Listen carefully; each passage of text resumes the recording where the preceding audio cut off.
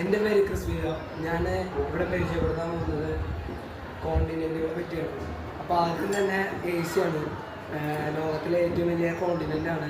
അവിടെ പല പല പല ഡൈവേഴ്സിറ്റിക്കും പേര് കേട്ട ഒരു ഒരു കോണ്ടിനെൻ്റാണ്. പിന്നെ വരുന്നത് ആഫ്രിക്ക, രണ്ടാമത്തെ വലിയ കോണ്ടിനെൻ്റ്. അവിടെ ഏറ്റവും വലിയ സഹാറ മരുഭൂമി സ്ഥിതി ചെയ്യുന്നു. അതുപോലെ തന്നെ നോർത്ത് അമേരിക്ക,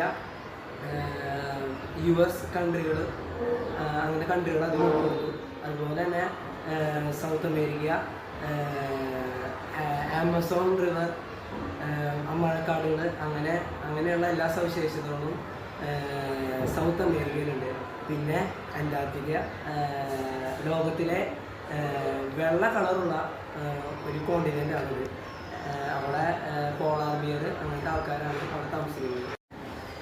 അടുത്തതായിട്ട് പറയുന്നതാണ് യൂറോപ്പ്. യൂറോപ്പ് എന്ന് പറഞ്ഞാൽ ഗ്രാസ് ലാൻഡാണ്. അതുപോലെ തന്നെ വാസ്കോ ഡ ഗാമ, പിന്നെ ഫേമസ് ഫുട്ബോൾ പ്ലേയേഴ്സൊക്കെ അവിടെ നിന്നാണ്, മിക്ക ഫുട്ബോൾ പ്ലേയേഴ്സ്.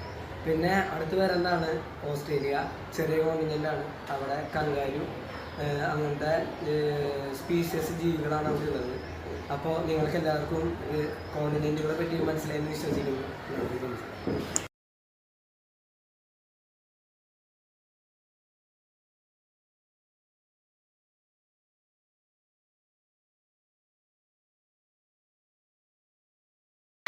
എൻ്റെ പേര് അന്നഗിൻസിയ. ഞാൻ ഇന്നിവിടെ പറയാൻ പോകുന്നത് അന്റാർട്ടിക്ക എന്ന കോണ്ടിനെന്റിനെ കുറിച്ചാണ്. അന്റാർട്ടിക്ക 5th ലാർജസ്റ്റ് കോണ്ടിനെന്റ് ആണ്. വൈറ്റ് കോണ്ടിനെന്റ് എന്നാണ് അന്റാർട്ടിക്ക അറിയപ്പെടുന്നത്. സദേൺ ഹെമിസ്ഫിയറിലാണ് അന്റാർട്ടിക്ക സ്ഥിതി ചെയ്യുന്നത്.